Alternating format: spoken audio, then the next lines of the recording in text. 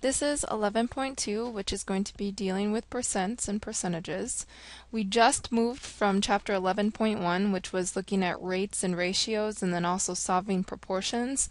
We are going to apply those here as we complete these objectives down below. Don't have to write these down, remember. This is just where we're headed. So first of all, we just need to be comfortable with converting between percentages, decimals, and fractions. So that's what we're going to tackle first. And then we're also going to be looking at how to solve equations. And these kind of percentage equations do deal with the ratios and rates that we were looking at before. And what we'll eventually be doing then is solving percentage equations that we come up with by looking at data and graphs. So that's where we're headed for this chapter 11.2. The first thing, once again, are what are exactly fractions and rates. So fractions, remember, are numbers with a numerator and denominator to represent parts of wholes. And what you're going to see is this key thing of parts of wholes. That's what percentages are also. So you're going to see how they completely relate. Also keep in mind fractions are the division of two numbers. That little line that you have when we are dealing with fractions, that is division. Okay, and then rates, what we just covered in 11.1, that's the use of division to compare two quantities. So once again, rates are just also fractions as well. So when you look at the examples down here, keep in mind that 10 to 5, or 10 out of 5, 10 yogurts for $5 would be some sort of rate that you would, for example, see in a grocery store. 77 out of 100, the story behind that, this is just a fraction, or it could also be a rate. You could say you get 77 out of 100 on a test on average. So that would be your kind of your rate at which you score tests. Okay. So how to change fractions to decimals? Once again, using that definition, that fractions are just division. So when you divide the numerator, or the top, by the denominator, which is the bottom of a fraction, you will get a decimal number. So here's an example of that. We have 4 over 10 as a decimal. So keep in mind, top dog in the house, that 4 goes in our box, and it's going to be divided by 10. All right. So the first thing that you're going to ask yourself is, how many times does 10 go into 4? And I know we got ample practice doing this long division in the last chapter when we were doing our chapter X, doing operations with fractions. This is just a quick review. Okay, so create placeholders for columns. Because 10 didn't go into 4, we're going to have to resort to looking at that next column over, which is the tenths place. So do line up your decimal points, okay? And then the next thing, though, you can ignore that decimal point, but just make sure you write your answers in the proper columns. Because now you're going to say, how many times does 10 go into this 40 here? And then you can say 4 at the top. Okay, multiply that number that you stated by your denominator or your divisor. So 4 times 10 is 40. And you subtract the 2. Once you get a remainder of 0, you can stop. Okay, so 0.4 is the decimal number of 4 tenths. And hopefully that makes sense. 4 tenths, 4 tenths. There they are. So now we're going to transition into how our percentages all tied into this. So a percentage is just a rate with the overall total being out of 100. So we are going to be, once again, dealing with a fraction. That is what technically a percentage is. It's a part out of a whole, and it just so happens to be out of 100. Keep in mind, decimals, the whole was out of 1. So if you had, for example, 0.4, that was 0.4 on the number line. On the number line, if you had something like this, here's your 0, here's your 1, 0.4 would be somewhere not even to the halfway mark, so it would be about right here. So you could see that, yeah, 0.4 is definitely a part of the whole. Any kind of thing in between would be a part of that one whole in terms of the decimal number line. Okay. Wholes for percentages, you could look at it like this still, that 0 to 1. If you got the one whole test right, what you're saying is that's the same thing as 100%. Okay, but what you're going to notice is 40 out of 100 is going to be right here. That's still what you're going to see is about 0.4. Okay, so you're going to see these completely relate to each other. If you go all the way to 1 in terms of decimals, that means you've achieved 100%. If you got one whole test right, you got 100%. So here's just a quick example. 70% is technically 70 out of 100. If you got 70% on the test, you did not get the whole test right, right? You did not get one whole test right. You got a part out of the whole, and if you did ever change this into a decimal using that one method that we just did with long division, you would get 0.7. So you did not get the whole 100% on that test. You did not get one whole test right. Alright, so we're going to be looking at converting. For conversion, we're going to be using what we did in 11.1, which is setting up proportions. And then we do have this shortcut here as well, but what this shortcut comes from is the idea of this proportion that we can set up. So to go from decimals to percentages, what you're going to be looking at is, well, whatever decimal you have known, that's going to be out of one whole. So that's the decimal aspect of it, and you're going to set that equal to the percentage aspect of it. So whatever percent, that is going to be out of 100%. Okay, so it's parts of a whole in decimal form, parts of a whole in percentage form. So let's write 0.17 as a percent. All right, well, let's look at that and set that up as a proportion. So we have this known. Our decimal was known. What we're trying to find is the percentage, which is unknown, so I'm going to put a variable there. Do your cross multiplication that you learned in the last chapter, 11.1. Right, so 0.17 times 100 is equal to 1 times p, and then so what you can just see there is, I'm going to write this, p is equal to, when you multiply 0.17 times 100, what that really does is just moves that decimal point over 2 places because you have 2 zeros in that power of 10. So 17%. Okay, so there's your answer. This kind of comes to that shortcut. Every single time you set up proportions like this, you're only going to be ending up taking this number, multiplying it by 100, and dividing by 1. So you might as well just take, for example, this one right here, take that 1.02, multiply it by 100, divide it by 1. This is just going to be percentage is equal to, once again, move that decimal place over 2 to the right, 102%.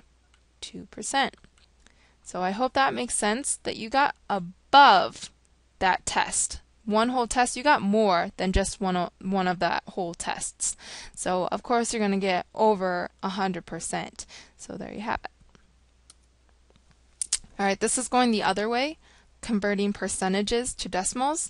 We're going to use that same proportion, but this time you're going to divide that number by 100, and this is why. So we're going to write 70% as a decimal. This time we know the percent. So here we have decimal unknown over 1 equals the percentage known that we have, that we're trying to convert to what is that in terms of the decimal column. What is this in terms of the decimal? So 70 out of 100 is what we're looking at in terms of the percentage. And so just simply do your cross multiplication. And when you do and simplify for your d, you're trying to get that unknown d, you would divide both sides by 100 here. So divide both sides by 100. And that's when you're going to get this, because those cancel each other out, so you're going to get this, and you get 0.7. So this leads us to what we are going to be focusing on the most here. Hopefully most of the things that I just addressed are somewhat review of things that you have done in the past, but this might be a little bit new. Whoops. So we're going to be solving percent problems. And in this process of trying to solve these percent problems, first of all, what you should write down, or what you should make sure to put a big star or smiley face by, is this point right here.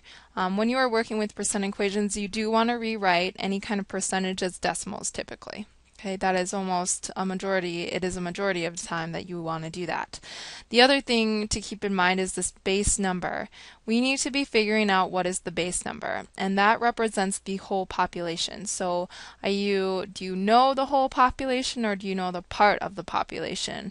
Are they giving you this whole thing to take a piece or a chunk out of, or did they give you the chunk? So one thing that kind of helps us, we are going to be identifying this as b, the base number. We're going to use the variable b to represent it, and you'll see why in the next slide. But we're going to be setting up these equations, and the base number is going to be established as b, and what you need to know is it typically follows the word of. So if you're taking, for example, 40% of 100, 100 is that base population. It's that whole population, and you're going to be trying to figure out what the percent of it is. So this is kind of the goal here. It's important to be able to identify this base number and put it correctly into the model that I'm about to show you. Alright, so here's that model, or the equation that we're going to be filling in. So when we're doing this, we're going to be figuring out a part of the whole is equal to a percentage times that whole. So if you're taking, once again, if I said what is 30% of 70 feet, this would be an example of an underlying question that you were trying to solve and that you would use an equation like this for. So if I asked you what is 30% of 70 feet, well, what you would be doing is finding the part or percentage of a whole population based off of this equation p times b, where p is the percentage, don't forget you need to convert it as a decimal, and b is that overall whole population. So in a problem like this, what you are looking at is, well, if you had the whole thing of 70 feet and you want to only find a percentage of it, what you would be doing is filling in this equation right here. 70 is our base number. It was that whole thing. It's not a chunk of anything, but what this A is, it is the chunk. It is the piece out of the 70. 21 is going to be 3% of 70. Or I'm sorry, 30% of 70, or in other words, 0.3 of 70. Right? So it's important to establish, what am I trying to solve for? Is it the base number that I'm trying to solve for, or is it a part of the population that I'm trying to solve for? So do write this down. This is the model that will really help you set these up. So here's another example. I want to find, this is number 22 from your homework. $4 is 2.5% of what amount?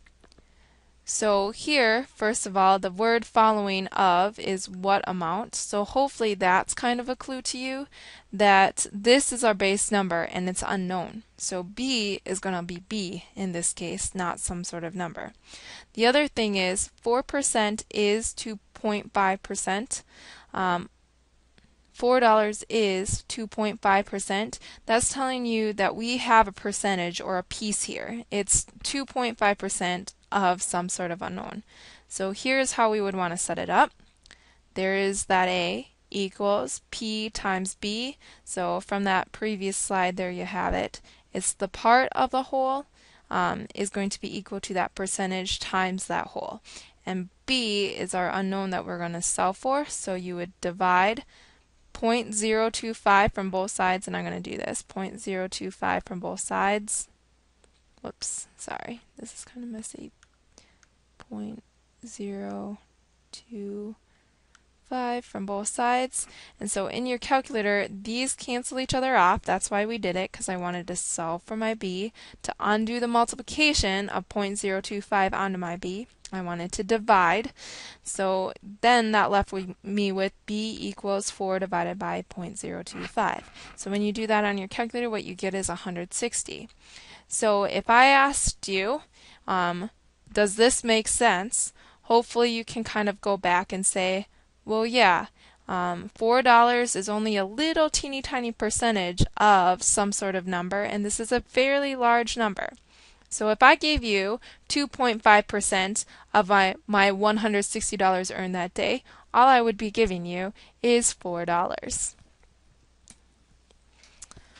Alright, and then finally, in terms of applications, solving these percentage problems, you're going to be getting some of these equations from circle graphs and bar graphs, or just various data situations. So you do have a few word problems at the end of this assignment, so watch out for those. Please take time to try to work through those.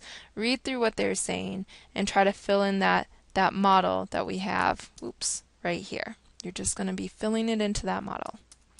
So here is one example. This is number 33 from your assignment. So this is a histogram, which is a form of a bar graph. And what we have here is we have these certain ranges, and that's why these bars are all connected. So we have these certain ranges, and then what it has labeled off to the side is the percentage of people that answered in a survey when they usually change their oil. So the histogram shows 861. Keep in mind, 861 was the total number of people who answered the survey. So as you're thinking this model, you know that you're going to have to establish a whole population and then a part of the whole population. So hopefully you can see right here, this is a key piece of information that I'm going to be subbing into this equation. It is in fact my base number. So how many of the people changed their oil between 3,001 and 4,000 miles? Here is the bar that we're interested in. It's 28.8. Keep in mind, percent. This is not people. So read carefully what these graphs are telling you. So read the axes, read the labels, read the title, read the descriptions. So I'm just going to kind of set this up for you. I'm not going to solve it. I'm going to leave you to that. But 34 is much like this. Keep in mind to slowly read through the problems, make sure you know what you're answering. So here the percentage, I knew the percentage, 28.8% of the population said that they change it between 3001 and 4,000 miles. There that is, once again converted.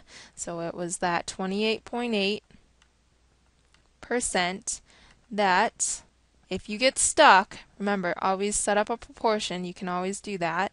So this is equal to something out of 1.